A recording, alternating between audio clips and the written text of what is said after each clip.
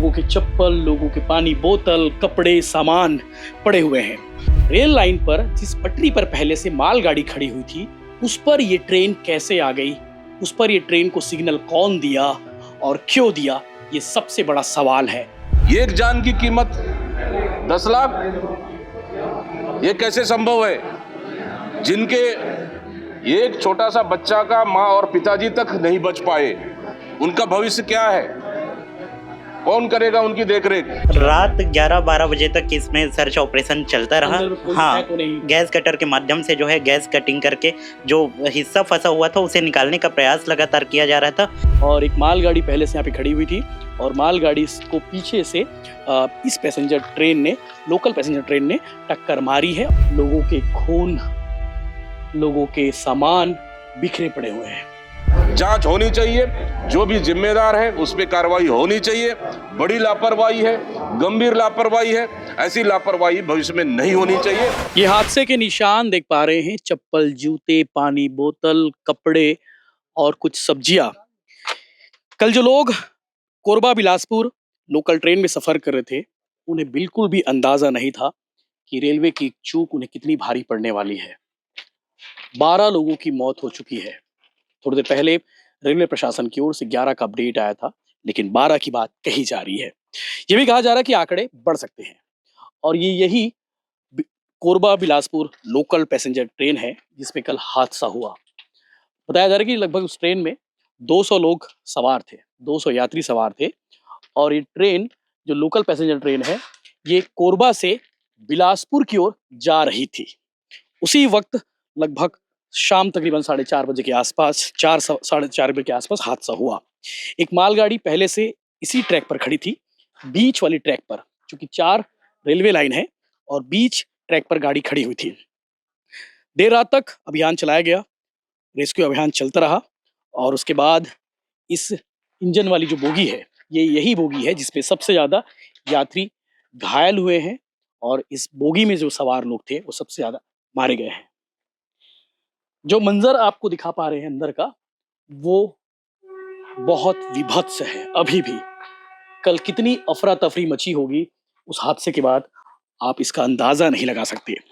लेकिन जिन यात्रियों ने बताया है, जिन यात्रियों ने जानकारी दी है, उन्होंने बहुत ये बताया है कि कल का जो मंजर था वो बेहद खतरनाक था। एक बार जाकर दिखाने की कोशिश करते हैं आपको कि किस तरह से मंजर रहा होगा। योगेश, बहुत ध्यान से आइएगा, क्योंकि अभी भी ये जो बोगी है वो साइड्स में खड़ी हुई है और पानी बोतल से लेकर लोगों के सामान पड़े हुए हैं। और एक अजीब सा लग रहा है इस ट्रेन में चढ़ने से, इस बोगी में चढ़ने से। लोगों के खून, लोगों के सामान बिखरे पड़े हुए हैं। मैं आपको दिखा नहीं पा रहा हूँ, मैं आपको बता नहीं पा रहा हूँ। ये वही बोगी है जिसमें सबसे ज्यादा लोग कैजुअल्टी हुए हैं। लोगों के चप्पल, लोगों के पानी बोतल, कपड़े, सामान पड़े हुए हैं, चप्पल, जूते पड़े हुए हैं। एक रिपोर्ट में यह भी बताया गया था कि जो लोग घायल हुए हैं, जिनके सामान इसमें थे, उसे लूट कर लेकर भी गए हैं। लेकिन भला हो उन लोगों का जो आसपास रहते हैं, जिन्होंने मदद की। बहुत लोगों को रेस्क्यू किया गया। रेस्क्यू ऑपरेशन देर रात तक चला और रेलवे प्रशासन तो लगा ही था, एसडीआरएफ, एनडीआरएफ की टीम भी लगी हुई थी, जिला प्रशासन भी लगा हुआ था। लेकिन जो आसपास के लोग हैं, जो कॉलेज के स्टूडेंट हैं, उन्होंने भी काफी मदद की है। सैल्यूट है उन सभी का जिन्होंने लोगों की जान बचाने के लिए काम किया। तो देखिए, कल लोग बड़े आराम से सफर कर रहे थे, कोरबा से निकले हुए थे और यात्रा कर बिलासपुर रूट पर जा रहे थे। और इस पर लगातार सवाल उठ रहे कि आखिर इतनी बड़ी चूक कैसे हो गई। जिस रेल लाइन पर, जिस पटरी पर पहले से मालगाड़ी खड़ी हुई थी, उस पर ये ट्रेन कैसे आ गई? उस पर ये ट्रेन को सिग्नल कौन दिया और क्यों दिया? ये सबसे बड़ा सवाल है और उसी की जांच की जा रही है। आप देखिए कि ये इंजन वाली बोगी है, इसमें सवार थे। प्रांशु, कल तुम यहाँ पे आए थे, सबसे पहले क्या देखे थे जब ये ट्रेन तो उस समय पटरी में थी? क्या नजर आया था? प्रांशु हमारे छोटे भाई हैं और बिलासपुर में कवर करते हैं भिलाई टाइम्स के लिए। जो मालगाड़ी का डिब्बा था, डिब्बे में लास्ट वाला रूम रहता है, गुड्स गार्ड का रूम जी। रहता है। जिस बोगी में गुड्स गार्ड बैठते हैं, वो वाला गुड्स गार्ड का जो हिस्सा था, जी। वो इस ट्रेन के जो महिला वाले बोगी के आगे वाला इंजन का हिस्सा था, जी। उस इंजन के ऊपर में गुड्स गार्ड वाला जो रूम था वो चढ़ गया था। जिसके बाद बोगी थी। हाँ, यही यही बोगी। बोगी था। ये इंजन वाली बोगी है? इंजन वाली बोगी है, इसके सामने बाद ही वाला है, सामने सामने ही ही है। है। हाँ, हाँ। और ये महिलाओं का सीट था, यहाँ पे महिलाएं सवार थी। बिल्कुल। महिलाओं के साथ में उनके जो घर के भी लोग थे, उन लोग भी सवार थे। कैमरे भी लगे हुए हैं जी, जी। उसमें। बाकी कितने रात तक इसमें लोग फंसे रहे, इस बोगी में फंसे रहे? कितने रात 11-12 बजे तक इसमें सर्च ऑपरेशन चलता रहा। अंदर में कोई हाँ, है तो नहीं? गैस कटर के माध्यम से जो है गैस कटिंग करके जो हिस्सा फंसा हुआ था उसे निकालने का प्रयास लगातार किया जा रहा था। और जो दबे हुए पैसेंजर थे जी। और लोको पायलट भी थे, उन लोग को निकालने के लिए जो है काम लगातार जिला प्रशासन, एनडीआरएफ, एसडीआरएफ की टीम के द्वारा किया जा रहा था। बिल्कुल, इस हादसे में लोको पायलट की भी मौत हो गई है। मौत हो गई है। जो साथ में थे उनके जी, साथ में जी। 3 और लोग थे। असिस्टेंट लोको पायलट भी थे। जी, जी, जी। हाँ, वो हाँ। घायल है, घायल जैसा बताया गया है। जी। आपको बताता हूँ कि जिनकी मौत हुई है, जो नाम अभी तक आए हैं मीडिया रिपोर्ट्स के मुताबिक और प्रशासन द्वारा जारी रिपोर्ट के मुताबिक, मैं आपको नाम बताता हूँ पढ़कर कि इस हादसे में कितने लोगों की मौत हुई है और कितने लोग घायल, उनके नाम क्या है। कल तक नाम सामने नहीं आया था। मृतक के बारे में आपको बता दूं कि विद्यासागर 55 साल इनकी उम्र है। Loco pilot MEMU local train के थे। इस ट्रेन को चलाने वाले विद्यासागर जी थे, वो भी अब इस हादसे के शिकार हो चुके हैं। प्रमिला वस्त्रकर 55 साल इसकी उम्र है, पारागढ़ बिलासपुर की रहने वाली है। रंजीत भास्कर 32 साल उम्र है, कोसा जांजगीर चांपा की रहने वाली हैं। अर्जुन यादव 35 साल इनकी उम्र है, देवरी खुर्द बिलासपुर।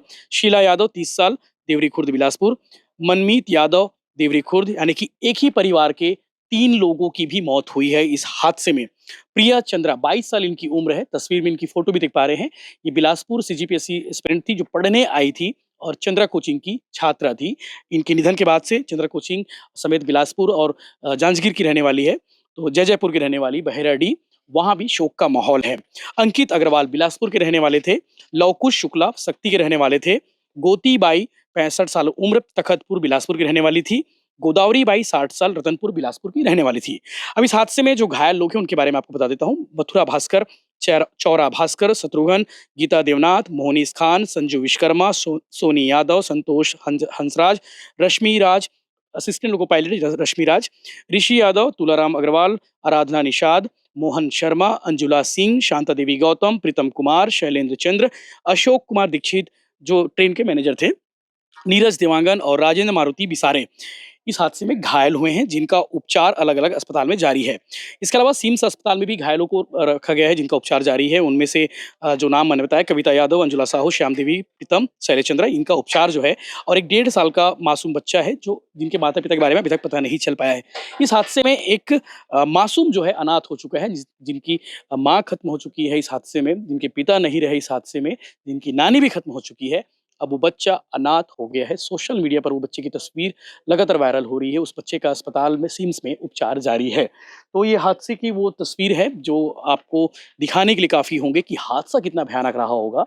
और एक मालगाड़ी पहले से यहाँ पे खड़ी हुई थी और मालगाड़ी को पीछे से इस पैसेंजर ट्रेन ने, लोकल पैसेंजर ट्रेन ने टक्कर मारी है और टक्कर इतनी जोरदार थी, बताया जाए 55 से 60 के आसपास की स्पीड थी। और इस ट्रेन में जो लोग सवार थे उनमें से अधिकांश लोगों की मौतें हो गई हैं। 12 का आंकड़ा सामने आया है जिनकी मौत हुई है, और इसके अलावा 20 लोग घायल बताए गए हैं। लगातार उपचार जारी है अस्पताल में। थोड़ी देर पहले ही छत्तीसगढ़ के डिप्टी सीएम अरुण साव पहुंचे हुए थे, तमाम नेता पहुंचे हुए थे, केंद्रीय राज्य मंत्री तोखन साहू भी पहुंचे हुए थे, इसके साथ साथ मस्तूरी विधायक दिलीप लहरिया और सभी लोग पहुंचे थे। तो अभी जो है ट्रेन में लगातार जांच जारी है, रेलवे के अधिकारी लगे हुए जाँच कर रहे हैं। जी, आप परिजन है क्या भैया? जी, जी, जी। तो लगातार जो लोग हैं वो अपने घायल के परिजन हैं, मृतक के परिजन हैं, वो इस बोगी में आ रहे हैं क्योंकि बहुत लोगों के सामान नहीं मिले हैं और देख रहे हैं कि हादसे में उन्होंने किस तरह से अपनों को खोया है। और कई रेलवे के अधिकारी भी हैं जो लोग जाँच करने के लिए पहुँचे हुए हैं। लगातार आपको अपडेट्स मिलते रहेंगे, आप चैनल के साथ बने रहिए। हमारी कोशिश थी आपको सरल तरीके से आसान शब्दों में समझाएँ कि हादसा कैसे हुआ था। कल बिलासपुर में बड़ा रेलवे हादसा हुई। इस हादसे में लगभग 11 लोगों की मौतें हुई और कई लोग घायल हुए। और आज उन घायलों से मिलने के लिए हम लोग सिम्स भी गए और ये रेलवे हॉस्पिटल भी आए हैं। कुछ घायलों में भी कुछ लोगों की पैर टूटे, सिर में गंभीर चोटें हैं, किसी को तो रीढ़ की हड्डी में भी लगी, सीने में किन्हीं का दर्द है। मतलब पूरी शरीर में कहीं ना कहीं चोटें लगी है। मतलब तकलीफ बहुत ज़्यादा है, जो अभी भी अस्पताल में एडमिट है। लेकिन डॉक्टरों से चर्चा होने के बाद संभवतः कुछ गंभीर जिनकी चोटें आई है उनको और तीसरा अस्पताल में शिफ्ट किया गया है अपोलो में, और इन लोगों पे सीटी स्कैन की रिपोर्ट आने के बाद ही बताया जा सकता है।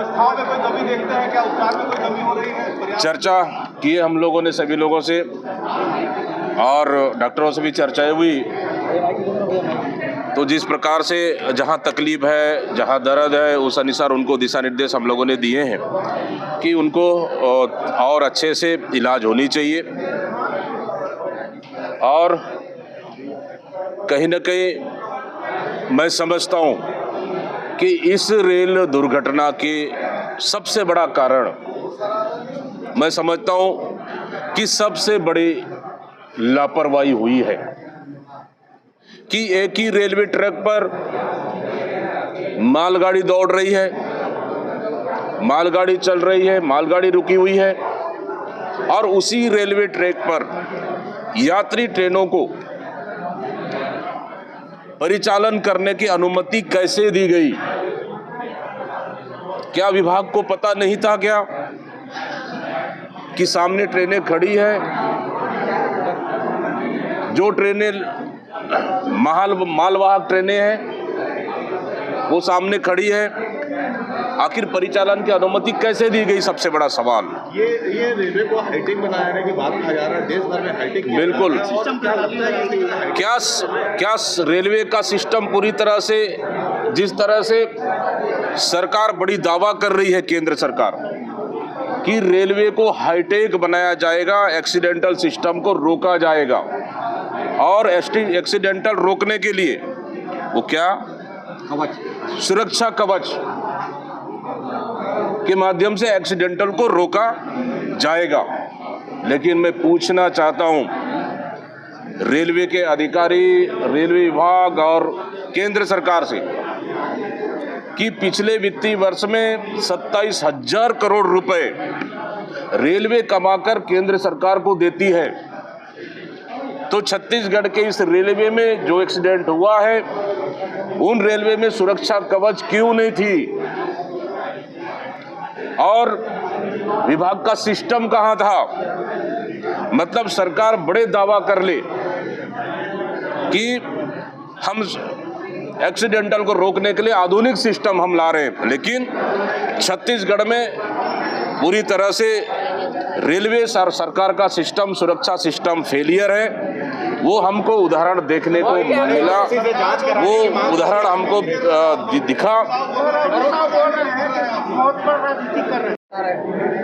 राजनीतिक हम लोग करने नहीं आए हैं, हम भी उन पीड़ित परिवारों के साथ हैं, घायलों के साथ हैं। सरकार को पीड़ित परिवार और सब लोग, हम लोग उनको संवेदना व्यक्त कर रहे हैं और पीड़ित परिवारों को उचित इलाज भी होना चाहिए। लेकिन सवाल सबसे बड़ा है कि छत्तीसगढ़ को रेलवे ने पूरी तरह से उपेक्षित करके रखा है। इस सरकार ने, दोनों डबल इंजन की सरकार, कभी यात्री ट्रेनों को रद्द किया जाता है, ट्रेनें को बंद कर दिया जाता है, त्योहारी सीजन में यात्री भटकते रहते हैं, कभी टाइमिंग 12-12 घंटे लेट है, और आज मतलब यहाँ से आप माल ढुलाई के लिए, कोयले की ट्रांसपोर्टिंग के लिए वो नंबर 1 प्राथमिकता दी जा रही है ताकि किसी व्यक्ति विशेष को लाभ पहुंचाया जा सके, और यात्री ट्रेनों को भगवान भरोसे छोड़ दिया गया है। उसी का नतीजा है कि उस ट्रेन में अगर मालवाहक ट्रेन गुजर रही है, रुकी हुई है, तो फिर यात्री ट्रेनों को क्यों परिचालन करने का अनुमति दी गई है? कौन है इसका जिम्मेदार? 11 लोगों की मौत का जिम्मेदार कौन है? क्यों अनुमति दी गई? ये जांच का विषय है, जांच होनी चाहिए।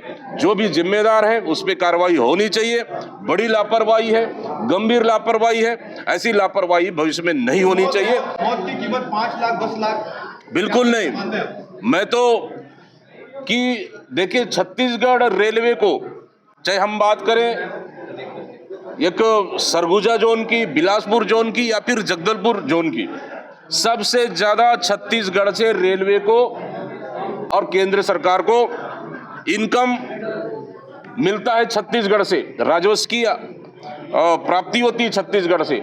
बस्तर में एक और आयरन और, बिलासपुर और सरगुजा एक और कोल माइंस, कोल की ट्रांसपोर्टिंग, ये दो से छत्तीसगढ़ को सबसे ज्यादा रेलवे से पैसा केंद्र सरकार को छत्तीसगढ़ से जाता है। लेकिन एक जान की कीमत 10 लाख, ये कैसे संभव है? जिनके एक छोटा सा बच्चा का माँ और पिताजी तक नहीं बच पाए, उनका भविष्य क्या है? कौन करेगा उनकी देखरेख? ये सबसे बड़ा सवाल। मृतकों के परिवारों को 1-1 करोड़ रुपए मुआवजा देना चाहिए और घायलों को 50-50 लाख रुपए देना चाहिए और समुचित व्यवस्थाएं उनको करनी चाहिए। मुआवजे पर निगरानी रहेगी कांग्रेस पार्टी, क्योंकि वो लोग तरस रहे हैं, अभी भी मुआवजे की बात नहीं हुई है। बिल्कुल, केंद्र सरकार को और रेलवे को तो ऐलान कर देना चाहिए कि 1-1 करोड़ मुआवजे और 50-50 लाख रुपए, जो मृतक हैं उनको 1-1 करोड़ रुपए और जो घायल हैं उनको 50-50 लाख रुपए देना चाहिए और जो जिम्मेदार हैं उनके ऊपर कार्रवाई करनी चाहिए। और डबल इंजन की सरकार, चाहे छत्तीसगढ़ सरकार हो या केंद्र सरकार हो, दोनों मिलकर छत्तीसगढ़ को पूरी तरह से, रेलवे के सिस्टम में फेलियर है दोनों। अगर दोनों सरकारें, मुझे लगता है, अगर ध्यान देती, रेलवे सुरक्षा कवच अगर होता, तो मैं समझता हूं कि आज इतने लोगों की मौत नहीं होती। ये मौत के आंकड़े भी छुपा रही है क्या सरकार? देखिए, अभी तो मैं कुछ भी कह पाना मेरे लिए जल्दबाजी होगा। अभी 11 की संख्या, 11 से 12 शायद संख्या है, और मैं तो हम तो ऊपर वाले से शुक्रगुजार भी करेंगे कि जो भी अभी घायल है वो ठीक हो जाए और जल्द ठीक हो जाए। डबल इंजन की सरकार क्या रेलवे के इंजन को नहीं संभाल पा रही है क्या? बिल्कुल, ये डबल इंजन की सरकार बड़ी दावा करती है और रेलवे में पूरी सिस्टम फेलियर है और कहीं ना कहीं ये राज्य और केंद्र सरकार की फेलियर की वजह से और उनकी गैर जिम्मेदाराना की वजह से आज छत्तीसगढ़ के हमारे आम नागरिक और लोगों की मौत हुई। इसका जिम्मेदार राज्य और केंद्र सरकार, दोनों सरकारें। मासूम बच्चा जिसके माता पिता दोनों चले गए, उनके ऊपर क्या कांग्रेस पार्टी ध्यान देगी? बिल्कुल चिंता का विषय है और बहुत ही हृदय विदारक घटना है उस 2 वर्ष के बच्चा के लिए। शासन को पूरी तरह से उनको मदद करनी चाहिए। पार्टी जो आवश्यकता होगा उन परिवारों के साथ पूरी कांग्रेस पार्टी खड़ी है।